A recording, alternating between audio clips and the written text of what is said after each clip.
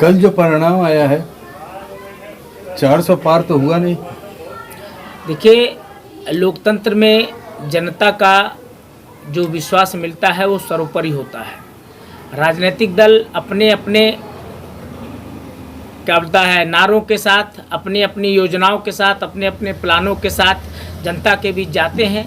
और इसके पहले भी हम लोगों ने नारा दिया था सबका साथ, सबका विकास, सबका विश्वास, उसमें हमको सफलता मिली।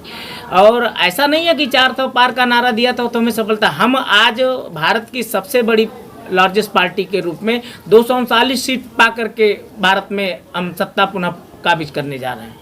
और एनडीए के रूप में हमारे जो सहयोगी दल हैं वो आज हमारे साथ हैं।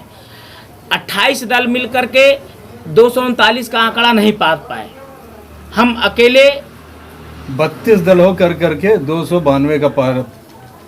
हाँ, हम अब एनडीए 292 32 दल मिल करके 32 दल मिल करके, लेकिन उसमें भारतीय जनता पार्टी 239, भारतीय जनता पार्टी 239 और ये 28 मिलकर के 239 नहीं पहुंच पाए। तो कहीं ना कहीं हमारी विजय है।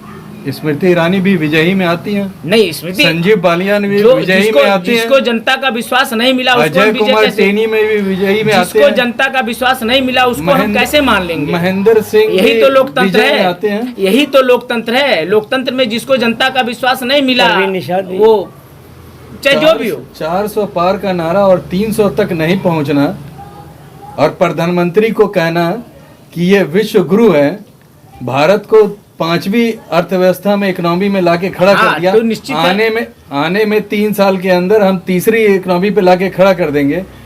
और अयोध्या में हमने मंदिर बना दिया, जो 5000 साल से जो राम को नहीं लाए थे उनको लाए हैं और अयोध्या हार गए। ये तो मैंने कहा आपसे, लोकतंत्र में जनता का विश्वास, बहुत सारी योजनाएं हैं। इंदिरा गांधी ने भी इसके पहले बहुत सारे नारे दिए थे। इंदिरा गांधी ने इमरजेंसी लगाई थी कि हम सत्ता में आ जाएंगे 1975 में, क्या वो सत्ता में आ गई? ऐसे बहुत सारे। अटल बिहारी वाजपेयी ने कहा था सबका साथ सबका विकास, और उनका एक वाकया आपको बता देते हैं। मुख्तार अब्बास नकवी स्टेज पर मौजूद थे, जय श्री राम का नारा लग रहा था, और वहां पर जब मुख्तार अब्बास नकवी ने नारा लगाया तो अटल बिहारी वाजपेयी ने कहा कि तुम अपना धर्म क्यों भ्रष्ट कर रहे हो, तुम क्यों जय श्री राम का नारा लगा रहे हो? वो अटल बिहारी वाजपेयी थे। आज के लोग बोलते हैं कि अगर हम सत्ता में आ गए तो मुस्लिमों का आरक्षण खत्म कर देंगे। ये सबका साथ सबका विकास है। ये कहीं से नहीं कहा गया। आप किसी भी हमारे बड़े नेता का बयान आप दिखा दीजिए जिसने ये कहा हो कि हम सत्ता में आएंगे तो मुस्लिमों का आरक्षण खत्म कर देंगे। किसी भी एक टॉप लीडर का। योगी आदित्यनाथ ने महाराज, आप हमको एक वीडियो दिखाइए कि किस व्यक्ति ने कहा है कि मैं सत्ता में आऊंगा तो योगी आदित्यनाथ मुख्यमंत्री आरक्षण समाप्त कर दूंगा। मुख्यमंत्री ने बोला है, मुख्यमंत्री ने कहा, उन्होंने ऐसा इस संदर्भ में, जब मैं वहां मौजूद न, फिलहाल आप हमको वीडियो दिखाएंगे तो मैं उसका हो सकता है जवाब मैं आपको दे पाऊं। मतलब आप मुख्यमंत्री के स्टेटमेंट को आप डिनाई कर रहे हैं? नहीं, हम डिनाई जब मैंने उसको सुना नहीं, मैंने देखा नहीं तो मैं कैसे उसको मान लूं? इसका मतलब 2014 में भी आप लाल किले पर भी नहीं थे जब प्रधानमंत्री ने कहा था कि अगर 75 साल के हमारे पार्टी में कोई हो जाएगा तो वो मार्गदर्शक मंडल में चला जाएगा। आप 2014 में आप लाल किले के परिचय पे भी नहीं थे जब उन्होंने ये कहा कि 2 लाख सुन लीजिए 2 लाख प्रतिवर्ष नौकरियां दी जाएंगी, सरकारी नौकरियां, तब भी आप नहीं थे, तो वो भी आप नहीं मानिएगा? नहीं, हम मानने के लिए, जो चीज मानने के लिए वो उसको मैं एक्सेप्ट करूंगा, ऐसा नहीं है। जो चीज मानने लायक है उसको, जो चीज मैंने आंखों से देखी उसको मैं एक्सेप्ट करूंगा। तो क्या आप 15 अगस्त को आप लाल किले के परिचय पे मौजूद थे? मैं लाइव टेलीकास्ट देख रहा था टीवी। ये भी लाइव हुआ है, आपने अगर सोशल मीडिया देखा होगा। आप अगर डिनाई कर रहे हैं तो वो अलग बात है। मैंने साक्षी महाराज सोशल मीडिया पे बहुत ज्यादा एक्टिव नहीं हूं, मैं आपसे संज्ञान में लाना चाहता हूं। साक्षी महाराज का स्टेटमेंट रहा है कि जो बीजेपी को वोट ना देते हैं वो पाकिस्तान चले जाएं, वो भी नहीं सुना होगा आपने? नहीं, मैंने आपने नहीं, ये तो आपने हाथरस में किस संदर्भ में, ये किस संदर्भ में उन्होंने कहा, इसको भी आप देखिए कि जिनको भारत से प्यार नहीं है, जिनको भारत माता से प्यार नहीं है, जो भारत माता की जय बोलने में संकोच करते हैं, उनको पाकिस्तान जाने की जरूरत है। ये उस संदर्भ में कहा। ये वोट का जिक्र नहीं था उसके अंदर? ये उसमें वोट का जिक्र नहीं था?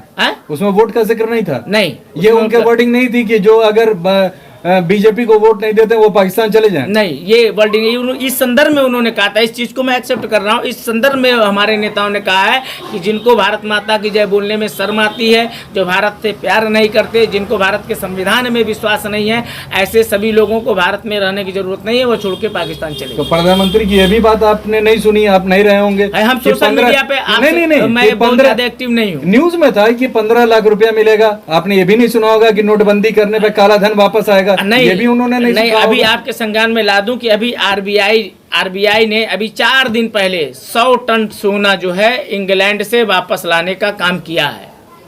4 दिन पहले काला धन था क्या? जिस भी परिस्थिति में आज तक वो 100 टन सोना क्यों नहीं आया? देश आजाद होने के बाद आज तक वो 100 टन सोना क्यों नहीं? आज 4 दिन पहले क्यों आया? इसके पहले भी आ सकता था, लेकिन क्यों नहीं आया? उसके कारणों के पीछे मैं नहीं जानता हूं, लेकिन आज 4 दिन पहले देश आजाद होने के बाद 100 रुपए पेट्रोल भी तो नहीं हुआ। तो आज क्यों हुआ है? तो इसके 3 साल के अंदर इसके पहले मनमोहन सिंह जी की सरकार में भी 70 रुपए 75 रुपए तेल बिका है, पेट्रोल बिका है। 100 रुपए तो नहीं, 100 रुपए नहीं है आज के डेट में। 100 रुपए नहीं है, 96 रुपए कुछ पैसे, 100 रुपए है ही नहीं। 100 रुपए है ही नहीं। एमपी चले जाइए। हम एमपी क्यों? जहां हम यूपी के संदर्भ की बात करते हैं। गोरखपुर के तो गोरखपुर से आपके मुख्यमंत्री हैं, आप उनकी बात को डिनाई कर रहे हैं कि हम वहां नहीं थे, तो हम उनकी बात ही नहीं मानेंगे। हमको वीडियो दिखाई ना, आपके पास तो अगर होगा तो हमको दिखाइए वीडियो। जो चीज मैं जब बिना देखे हम उस पर कमेंट नहीं कर सकते ना, बिना देखे हम कमेंट नहीं कर सकते। तो क्या चीज आपने देखा है जिसके ऊपर आप कमेंट कर सकते हैं? वही जो आपने पूछा मैंने बताया, जिसको एक्सेप्ट किया मैंने बताया आपके सामने। 400 पार का नारा प्रधानमंत्री का था, ये आप जानते हैं? हुआ? हाँ।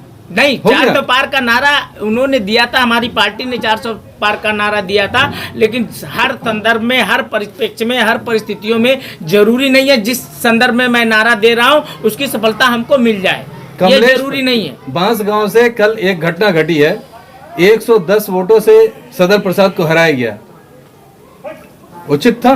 ये तो निर्वाचन आयोग बताएगा, उस पर भी मैं कोई टिप्पणी नहीं करूंगा। कैसे जीते ये निर्वाचन आयोग उसकी जवाबदेही करेगा, जिला निर्वाचन अधिकारी उसकी जवाबदेही करेगा, उसके संदर्भ में मैं कुछ नहीं कर सकता। सरकार किसकी बन रही है? सरकार एनडीए की बन रही है। कौन प्रधानमंत्री होगा? नरेंद्र दामोदर दास मोदी।